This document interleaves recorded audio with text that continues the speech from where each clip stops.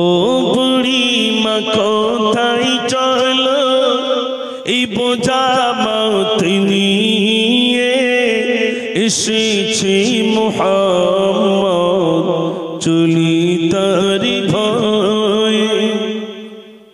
আল্লাহ রাসূল সাল্লাল্লাহু আলাইহি ওয়াসাল্লাম তিনি দেখছেন এক বুড়ি বাড়ির সমস্ত মালমাত্তা নিয়ে চলে যাচ্ছে। কারণ কি না, রাসূল সাল্লাল্লাহু আলাইহি ওয়াসাল্লাম তিনি মক্কায় থাকাকালীন তারা বিভিন্ন রকম ভাবে অ্যাটাক করেছিল। রাসূল হিজরত করেছিলেন মদিনায়। মদিনা থেকে সদলবল নিয়ে যখন মক্কায় আসে তো এই বুড়িটা বাড়ির সমস্ত মালমাত্তা নিয়ে চলে যাচ্ছে। আল্লাহ রাসূল সাল্লাল্লাহু আলাইহি ওয়াসাল্লাম ডাইরেক্ট বুড়িটার কাছে এসে জিজ্ঞাসা করছেন, ও বুড়ি মা কোথায় চলো এই বোঝা মাত নিয়ে এসেছে মুহাম্মদ চলি তারি ভয়ে। শোনো শোনো বুড়ি মা মোর কাছে তুমি বলো না কে দিয়েছি বেটা তোমার কি হয়েছে বলো না। গাটিল কানা রাখো ঘেতায় আমি তোমার ছেলে গ্রাম ছেড়ে কেন তুমি এমন ভাবে এলে। ও বুড়িমা এই গ্রাম ছেড়ে চলে যাচ্ছেন কেন? বুড়িটা বলছে, বাবা কেন গ্রাম ছেড়ে চলে যাচ্ছি বলবো? তো নবীজি বলছেন, মা বলুন কেন চলে যাচ্ছেন? বুড়িটা চলে যাওয়ার কারণ বলছে, বলি শোন বেটা আমার চলে কিসের ভয়ে এমন যুবক আসলো ঘেটায় চলি তারি ভয়ে। নামটি তাহার মুহাম্মদ রে মাতা তাহার আমিনা মোরা যদি পূজা করি সে তো তাদের মানে না। আমরা যাদের মাবুদ বলি ও তাদের মানতে চাই না বাবা, এই জন্য চলে যাচ্ছি। নবীজি বলছেন, ও মা আর কি অন্যায় আছে?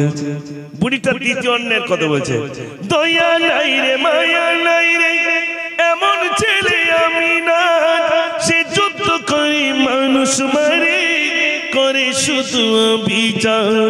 তাই বলি থাকবো না রে এমন গায়ের মাঝে গাটলি খান দাও না আমায় চলি নিজ কাজে। ও বাবা আমাকে ছেড়ে দাও বাবা, চলে যাই। নবীজি বলছেন, চলে তো যাবে, বোঝাটা আমাকে দেন আমি মাথায় করে নিয়ে যাবো। একটু জোরে বলুন না সুবহানাল্লাহ। বুড়িটাকে সম্বোধন করে আমার রাসূল বলছেন, ও বুড়ি মা গাটলি খান দাও আমায় চলো চলি দুজনেতে যেতাই গিয়ে সন্ধ্যা হয় গাটলি খানা মাথায় নিয়ে আমার নবী চলে। বুড়িমা বলছেন, এমন মায়াকে দেখাবে বুড়িমা এবার বলে। বুড়িমা বলছে, বাবা কে তুমি বাবা, আজ আমার বোঝাটা বহন করে নিয়ে যাচ্ছ? শোনো বাবা, ওই মক্কার মুহাম্মদ না হয়ে যদি তুমি হতে আমি গ্রাম ছেড়ে আর চলে যেতাম না। জোরে বলুন না সুবহানাল্লাহ। বুড়িটা জানে না এই সেই মুহাম্মদ সাল্লাল্লাহু আলাইহি ওয়াসাল্লাম। কবি লিখেছেন, মুহাম্মদ তো নাই আসিয়া বাবা তুমি যদি আসিতে গ্রাম ছেড়ে না আসিতাম থাকতাম আমি খুশিতে। এমন মায়া তোমার বাবা তোমার নাম কি বলো? নবীজি বলছেন, ও বুড়ি মা বলবো আমি কোথায় যাবে চলো। ও মা কোথায় যাবে চলেন মা। রাসূল মাথায় বোঝা নিয়েছেন আর পিছনে বুড়িটা যাচ্ছে, বারে বারে জিজ্ঞেস করছে, বাবা নামটা তো তুমি বললে না? রাসূল করিম সাল্লাল্লাহু আলাইহি ওয়াসাল্লাম বলছেন, মা চলুন না মা, নিশ্চয়ই বলবো। আল্লাহ রাসূল সাল্লাল্লাহু আলাইহি ওয়াসাল্লাম গন্তব্যস্থানে এসে গেছেন, বোঝাটা রাখলেন, চলে যাচ্ছেন। বুড়িটা পিছন দিক দিয়ে বলছে, বাবা সে নামটা তো তুমি বললে না?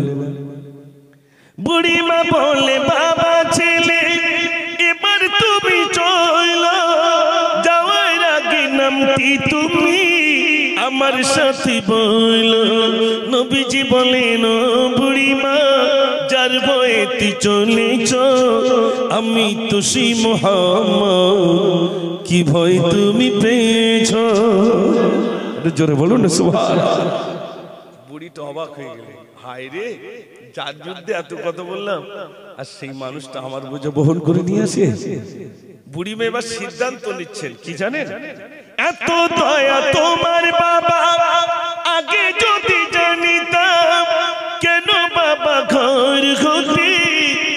কাটলি কানা আনিতাম, ভুল করেছি বাবা ছেলে ক্ষমা আমায় করে দাও, ইসলাম আমি করব কবুল কলমা আমায় বলে দাও। জোরে বলুন না সুবহানাল্লাহ, নারে তাকবীর। বুড়িটার বলতে হলো না, ইসলামের কলমা পড়ে মুসলমান হয়ে গেলে। আমার রাসূল করিম সাল্লাল্লাহু আলাইহি সাল্লামের চরিত্র আখলাক দিকে ইসলাম কবুল করেছেন, আর আমাদের আখলাক দিকে সব সরে যাচ্ছে। ঠিক বলছি না ভুল বলছি? আমাদের আখলাক আর আমাদের চরিত্র দিকে সব সরে যায়। আর চিন্তা করে মুসলমান এইরকম, যে মুসলমানের আখলাক হওয়া দরকার ছিল নবিয়ানা আখলাক, নবিয়ানা চরিত্র থাকা দরকার ছিল, সেই আখলাক আমরা আমাদের জীবন থেকে বর্জন করেছি, দূর করে দিয়েছি। আর ইহুদি আর নাসারাদের আখলাকগুলো আমরা আমাদের জীবনে ধারণ করেছি। ঠিক কি না ভাই? এজন্য আমার সোনার ভাইরা, আজ যারা জলসা শুনছি, আমার অনেক দৃষ্টান্ত আপনাদের কাছে 2 ঘন্টার ভিতরে কম বেশি দিতে পেরেছি। 2 ঘন্টার ভিতরে যদি 10টা মিনিটের আলোচনা আমাদের জীবনে রেখাপাত ঘটে, তাহলে আলহামদুলিল্লাহ আমি আপনি ইহদিনাস সিরাতাল মুস্তাকিমের প্রতীক হতে পারবো। যিনি ভাবুক হবেন নিশ্চয়ই সেই গন্তব্যস্থান ফিরে পাবেন। আর যিনি চিন্তা করবেন না, গবেষণা করবেন না, ভাবুক হবেন না, ওই দিন যায় আলহামদুলিল্লাহ এরকম নয়, বরং চিন্তা করবে, ফিকির করবে, এই আসমান তৈরি হয়েছে কেমনে, এই জমিন তৈরি হয়েছে কেমনে, পাহাড় তৈরি হয়েছে কেমনে, এই নদীর পানি যায়। আমি একটা গজলের ভিতরে লিখেছিলাম, নদীর পানি আসে আবার নদীর পানি চলে যায়, যায় না ভাই? এই নদীর পানি আসা আর নদীর পানি যাওয়া, যেটা আসে সেটাকে বলে জোয়ার, যখন ফিরে যায় তখন বলে ভাটা। ওইখানে গেলেই, নদীর তীরে গেলেই রবকে ফিরে পাবে। ও আল্লাহ, না জানি পানিগুলো কোথায় যায়, কোথায় জমা হয়, আবার নির্দিষ্ট টাইমে আবার ফিরে আসে। একদিকে নোনা পানি, আর একদিকে মিঠা পানি, একদিকে নীল বর্ণের পানি, আর একদিকে ঘোলা সাদা পানি, দুজন একত্রিত হয়, কেউ কারোর সঙ্গে মেশে না। আল্লাহ, এটাই তো তোমার কুদরত। একটু জোরে বলুন না সুবহানাল্লাহ।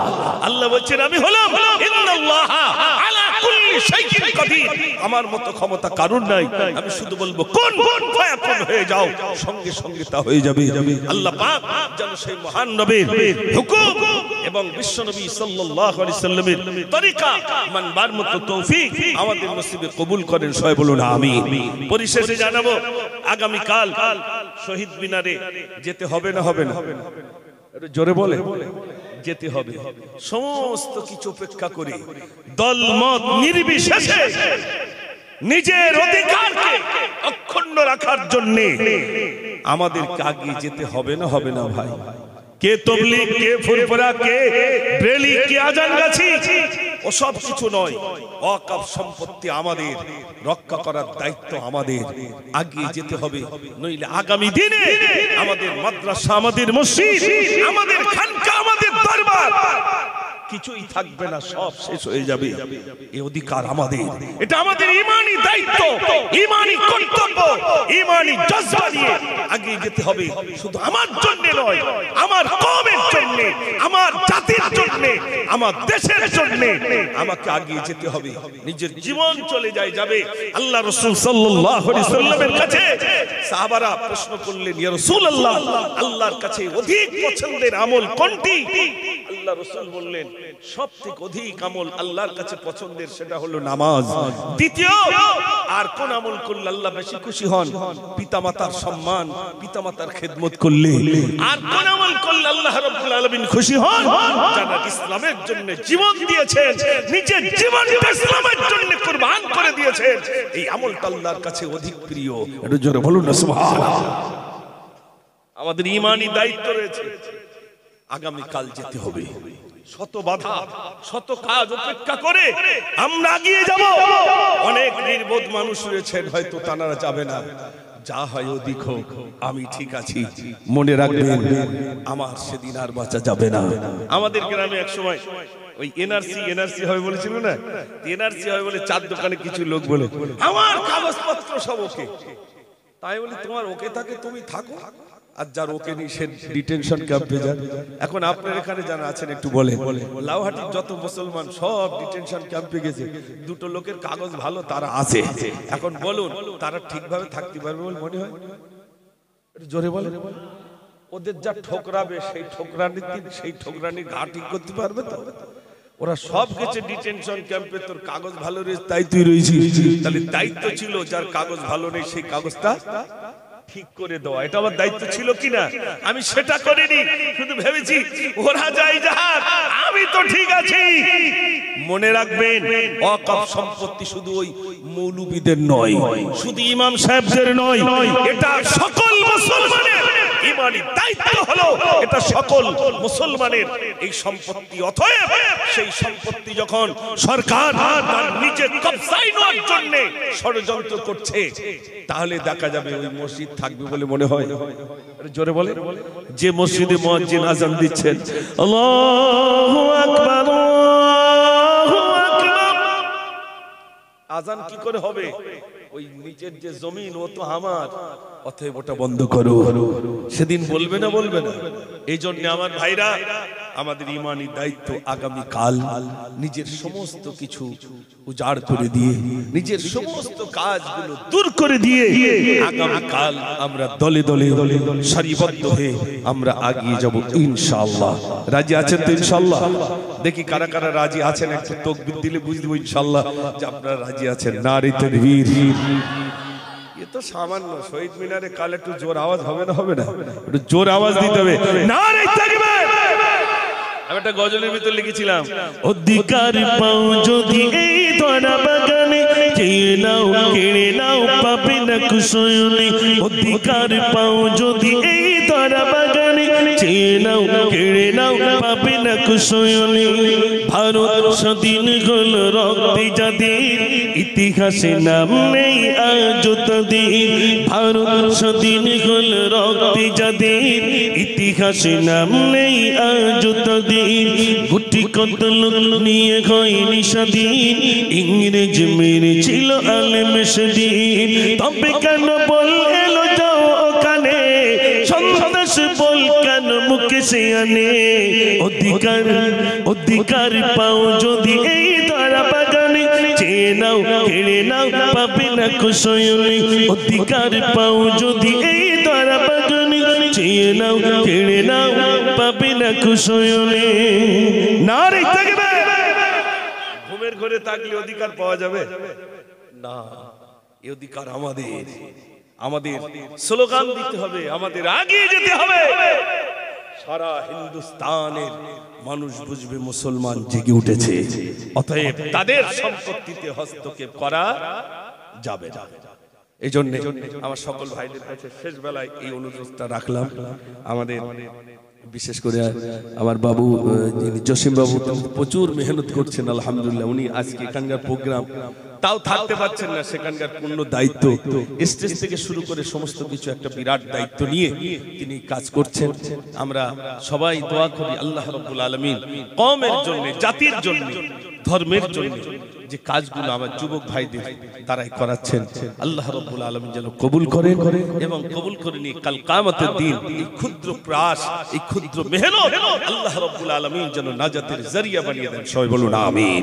দরুদ শরীফ পড়ুন। আল্লাহুম্মা মাওলানা মুহাম্মদ ওয়া আলা আলি সাইয়্যিদিনা। আমার কথা কি ব্যথা পেয়েছেন আপনারা? মাশাআল্লাহ। এই 2 ঘন্টা যাবত আপনাদের কাছে বিভিন্ন দিক দিয়ে আলোচনা করলাম এবং আলোচনার ভিতরে ছিল বাগান পরিষ্কার করা, মানে জঙ্গল সাফ করা, তাই তো নাকি? জঙ্গল যদি সাফ করতে পারি তাহলে আমরা আনন্দে থাকতে পারবো।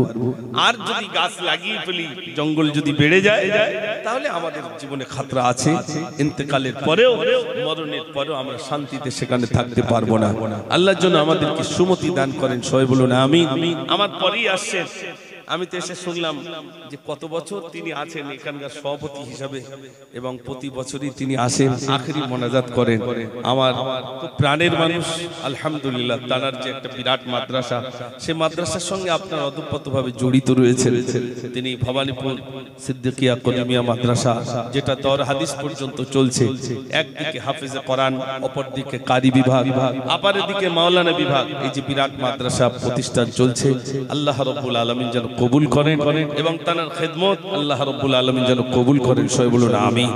আমিও ছোট্ট দুটো প্রতিষ্ঠান করেছি, যে প্রতিষ্ঠানের সঙ্গে আমার বারে বারে আমার জসিম বাবুকেও ফোন করি বা ওখানে যান। আলহামদুলিল্লাহ মেয়েদের মাদ্রাসা এবং ছেলেদের এই দুটি প্রতিষ্ঠান আলহামদুলিল্লাহ চলছে। আপনারা দোয়া করবেন আল্লাহ রাব্বুল আলামিন যেন কবুল করেন এবং আগামী দিনে এই যে আপনারা আমাকে একটা টাকা পয়সা দেন জলসা পড়লে বা প্রোগ্রামে আসলে যে টাকা পয়সাগুলো দেন, এই পয়সাগুলো নিয়ে কি করি না করি অন্তত আপনারা একটু যাবেন, দেখে আসবেন। আল্লাহ রাব্বুল আলামিন আপনাদের এই ক্ষুদ্র দান, ক্ষুদ্র প্রয়াস, ক্ষুদ্র কুরবানি আল্লাহ রাব্বুল আলামিন যেন কবুল করে। একটু তাকবীর দেন সবাই, নারে তাকবীর, নারে তাকবীর। জনাব আল হযরত মাওলানা ইয়াকুব আলী সাহাব, নারে তাকবীর। সিলসিলা হক মুজাদ্দিদুজ জামান, নারে তাকবীর। সবাই প্রাণ বলে দুরূদ শরীফ। আল্লাহুম্মা সাল্লি আলা